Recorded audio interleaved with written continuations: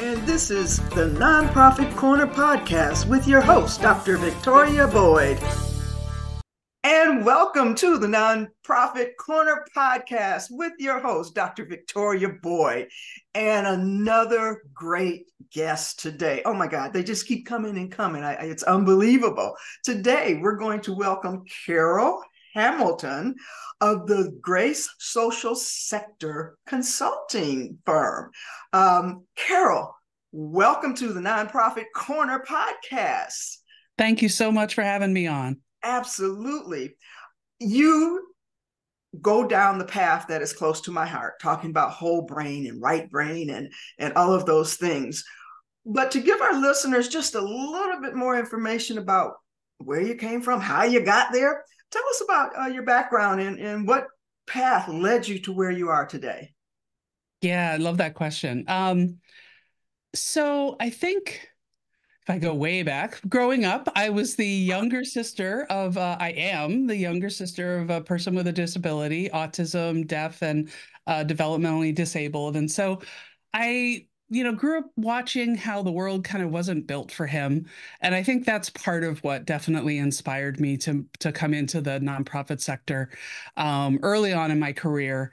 And but then once I was in the sector, I, worked for lots of different organizations, a lot around empowering women, children, youth, and family issues, ultimately environmental issues. But I kept kind of running into this disconnect, I would say, kind of a cognitive gap between the missions that these organizations had of the change that they wanted, the very positive change that they wanted to see in the world, and then how they were treating each other inside the organizations. And there was just a big gap between the organizational culture that they were building inside and the missions that they had for the external, and they weren't aligned. Okay, so they sort of weren't walking the walk. They were not walking the walk. And I kept bumping into this, and I kept wondering, why is this? What's going on here? And so that led me to ultimately doing a degree in organization development, where I learned all about all the things of how people work together and what's effective and what happens with group dynamics and the psychology and all of those things. And then coming out of that program, I knew that I wanted to be a consultant. I first was an internal consultant helping a higher ed association with their helping them develop new programs and services using kind of a design thinking approach. And then ended up working for a capacity builder that worked in the environmental space. And we did consulting there. And ultimately, once it took me a little while, but once I got out of graduate school, it did dawn on me that even though I'd learned all the things, I didn't have to do all the things. And so kind of lining up with my strengths, I definitely, when I did the Strengths Finder or the Gallup Clifton Strengths, most of my top 5 are in that strategy column. So that's where I focus my work, is on that strategy side of things. So a lot of that process and helping organizations, align better mission with how they want to be inside. But then, as you said, that kind of whole brain perspective, having really been steeped in all the emotional side of how people work together and the dynamics of groups, I'm able to bring that perspective as well. So it's not just kind of the analytical side, which where I have strengths, but I also have a lot of perspective in terms of knowing that when folks come into that through the door at work, they bring themselves, all of themselves. They may not be able to show all of themselves, but they bring it regardless. Absolutely. And so that's the awareness that I bring to strategic planning and working around, theories of change and logic models, a lot of kind of things that we do in the nonprofit sector. Oh my God, you are totally talking my language in so many different ways. I talk about the philanthropic culture, and I am currently writing a program with the logic model. I taught program evaluation, development and evaluation at UNLV. All So right. yeah, we are on this whole uh, alignment path as I see it. Yes. Plus, Yeah. when you talk about whole brain and just all of that focus, because I taught dance and was in that, I'll say, nosedive into a right brain career. Yep. When you mentioned that you got a degree in organizational development, that's how I was pointing to myself. My doctorate's in organizational Oh, development. nice. Nice. So it was because also I was in administrative or leadership roles in several nonprofits and kept seeing this gap Mm-hmm. that they had a passion to work for the mission, Mm-hmm. but they Mm-hmm. didn't really understand organizational structure and Yeah. all of that internal stuff that if you at least understand it on the surface, it makes everything so much easier. Easier. That's what I want for folks. I want it to like just kind of, it's like they're walking into the wind when they're creating all these problems for themselves. It's like get out of the wind. Yeah, Get into the absolutely. current. I'm mixing my metaphors, but And you also talk a lot about strategic planning. I jump in even before that because I help a mm, lot of individuals, companies form their mm, organization. hmm, And many times the question they ask me is, where do I start? I say with your program plan. yeah, Create yeah. many, or I'll just say counselors and individuals out there say, well, where's your business plan? I said, business for me, the business plan and or strategic plan comes after you have developed your program plan because both of those have to feed off of what's in that because that's from the mission, the outcomes, the you know impact, all of Yes. that. Yes. So that's where from this creative, I love doing graphics and all of that stuff, to this whole analytical thing. It's like people ask me, how did you make this 180 turn and get way over here? But we both, we're strategic but we're creative. Right. Yeah, Right. And when I'm doing strategic planning with people, I want to help them get out of there.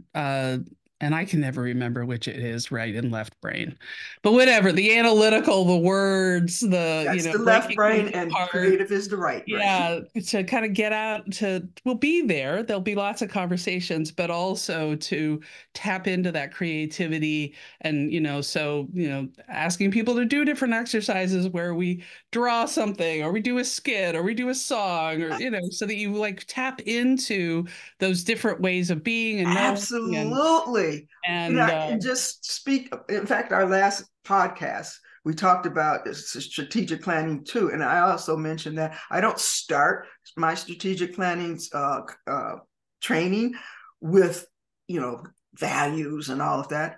I start with innovative thinking, mm, an exercise on being creative and innovative, getting them out of the box because they come in the whole, just the term strategic planning. And we're, in fact, your whole topic today is going to, how to not be afraid of it, that's but because a lot of people have had a lot of bad experiences with it. well, they come in uptight. Yeah. The Yeah. whole term strategic planning, Well, I mean, it does come out of the military, so please. and so It it was a comes little with a uptight. It heavy was a little weight. uptight. And so because, and I feel mission and impact is so powerful, it's not a heavy burden. It's something that to me brings joy, and Yeah. people strive. It's a passion that most people have, and it's passion driven. It should be on the lighter side. It's how are you going to have a greater impact? In fact, I see that you have a podcast called Mission Impact. Right, because that's what I want people to have. I want people to have impact with their mission. And in terms of that lighter piece, I mean, I feel like one of my metrics, one of my key performance indicators for a good strategic planning, session that I facilitated is when there's a lot of laughter. Absolutely. When I'm there's laughter, constantly. There's Laughing. also creativity, I feel like. You're Absolutely. demonstrating that people feel safe. They Hmm. can, they get a little looser with each other, and You know, so and I know all of people those hate things doing those really. warm-up exercise, the icebreakers. You know, it's almost as if they could walk in with their arms folded across their chest. I don't want to Mhm. do this. I don't want to do this. I mean, I'm an introvert, so I get it, but I try to make them, I try to make them connected to the work. Um, and depending, and I think one of the things that's useful when you're able to do a full process with a group is that, generally I will have talked to a lot of people. I will have done focus groups. So I will already have a sense of the organizational culture Yeah, and how formal or informal it is. yeah. And so, you match, I'm sure you Well, do this as well. eh, You match the whatever the energy, warm yeah. up is Yeah. to But that as and well. that's really why I like to do what I call the innovative strategy, Hmm. because everyone can approach that from their experiences. It's not be creative. It's not like, Right. You're giving them some containers to work within to right. help And them be and it's creative. basically asking them, if you could envision anything in the world that you would want to see happen for this organization, what would it be? So Hmm. it's all personal. It doesn't rely on somebody else's Right. metrics or benchmarks. It Exactly. becomes their opinion and what they envision. And Yeah. so Yeah. it allows them to think freely. Okay, we're going to talk more about strategic planning, one of my favorite subjects, but and we will be right back with the Nonprofit Corner podcast with your host, Dr. Victoria Boyd, in just one moment. Programs are the heartbeat of a nonprofit organization. Come learn how to create a program plan that is not only effective, but will help grow your organization. Visit nonprofitcorner.org. And welcome back to the Nonprofit Corner podcast with your host, Dr. Victoria Boyd, and my special guest, and now my friend, Carol Hamilton of the Grace Social Sector Consulting Company. And we're going to dive more into strategic planning. But before we go there, I saw a statement or something that you wrote in your bio that really caught my eye. And it's called the whole brain equity focused strategic planning. What do you mean by that? That's a mouthful, right? Yeah, that's why I had to read it. Well, I think we were talking about before the whole brain, where, through the process, I'm inviting people to think about their organization, think about their work, imagine their work in all sorts of different ways so that we're not just tapping into that analytical side of things. We're tapping into all of our different senses and ways of knowing and ways of lived experience, all of it, touching, yep, maybe doing a little dance. I might have to incorporate that going forward. um so that and just basically, I think, in our dominant culture, and as a white woman from a background that has a lot of privilege, have been very much part of that dominant culture.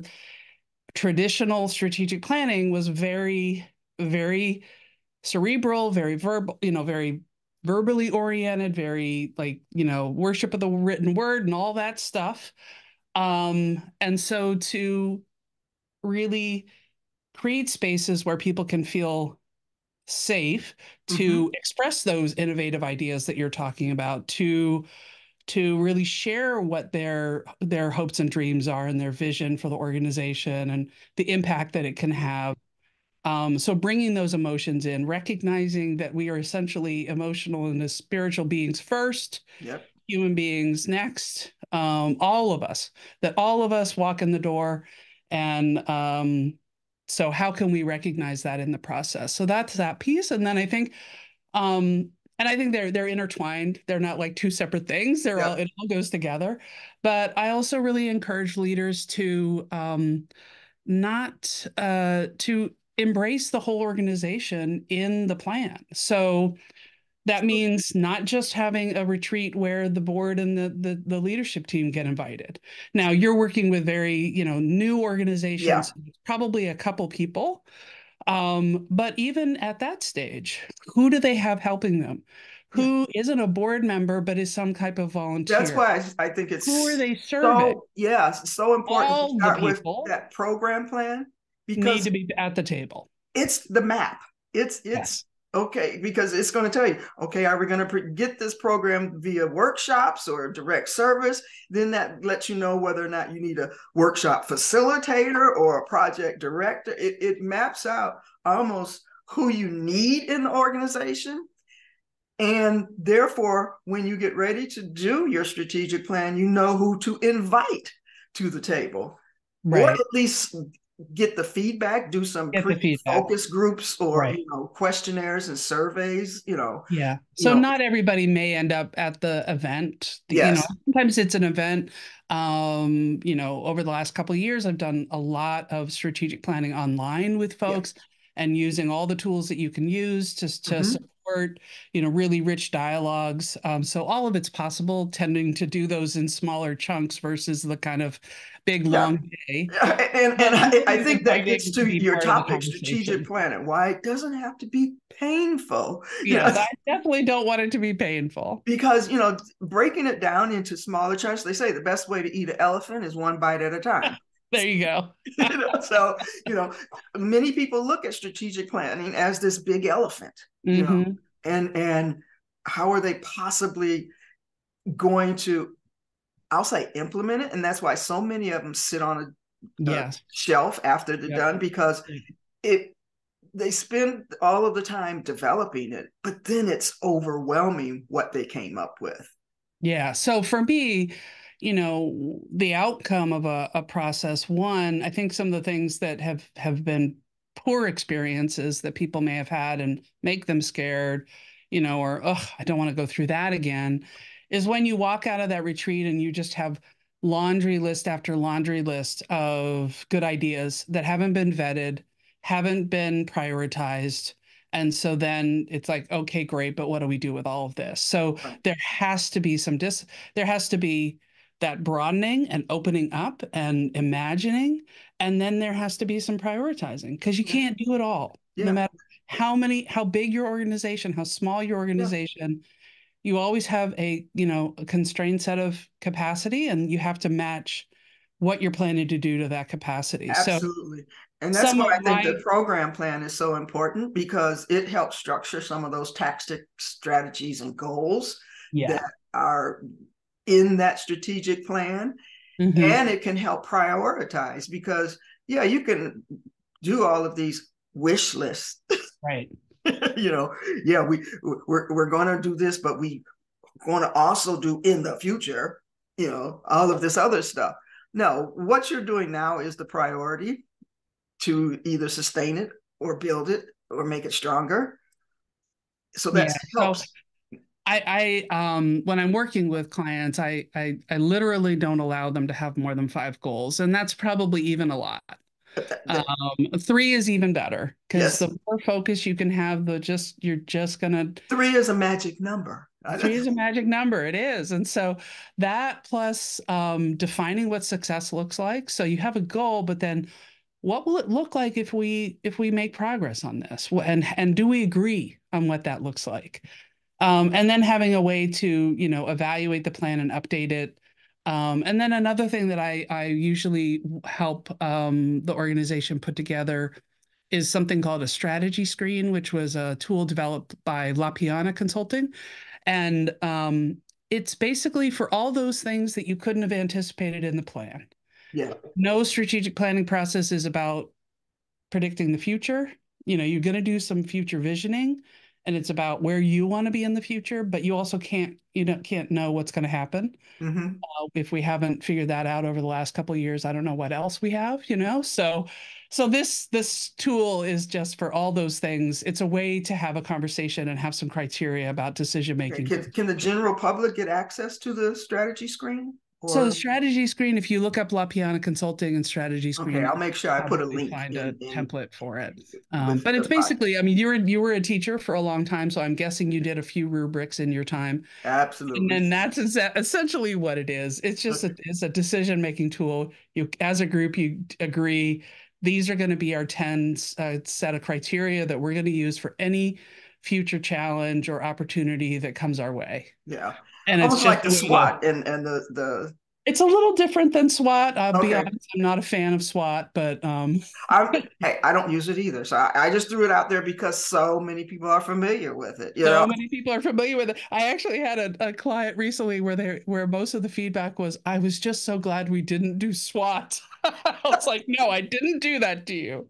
No Yeah. squatting allowed. And see, that's why I mean, like I said, I don't start with the values and stuff, which very often is that SWOT analysis.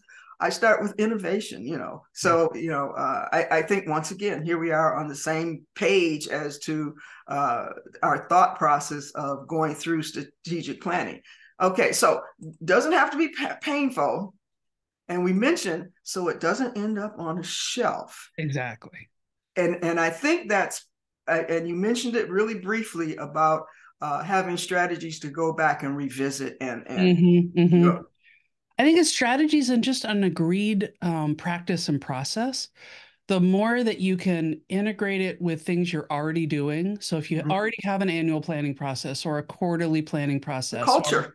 Yep, your culture, like whatever your regular things that you're doing, how can you just add that in, integrate it, and not try to create a whole new process for it? If you have no processes in your organization for reflection and evaluation, heaven then forbid. No. can be a way to start. But yeah, it's and so when you're checking in on it, it's not just what have we gotten done, which will be a great thing to measure, but also, what did we do that we didn't expect to do because Yep, of circumstances? What's absolutely. no longer relevant? Yep. What do we need to tweak to make it more relevant to current circumstances? And I when I throw that out as embracing change and flexibility. Mm-hmm. Mm-hmm. You know, things as a term said, you know, S happens, shit happens, you know. Yeah. It You know, does. yeah, you might have lost a major funder or new funding came in that you weren't New funding. expecting. Right. You know, it doesn't always have to be a negative thing why things or why you need it to change or be flexible. Mm-hmm. But it's having the capability or be empowered to say we can make this shift. Yes. Yes. Absolutely. Okay, so you also talk about centering equity and belonging in the process. What does that mean? So I would say that starts with thinking really carefully about who you're involving at Okay. all the stages of the process, what questions you're asking people at that beginning stage when we are doing kind of a listening tour of the organization, staff, board, volunteers, funders, but then also how are you getting feedback and substantive input from the people that you serve, Yeah, and picking up on community that you're that little embedded note, in. just the whole centering equity and how you're asking for feedback. Some people are scared to answer when if it's not anonymous, but for us who need to find out, well, where did this feeling come, what department it's from, we need to have some type of identifiers. Do you come in or run into that, or how do you handle it? Well, I mean, optimally, I'm working with a partner that has different identities than myself so that we are able to also match as best we can. We never obviously have teams that have every possible social identity.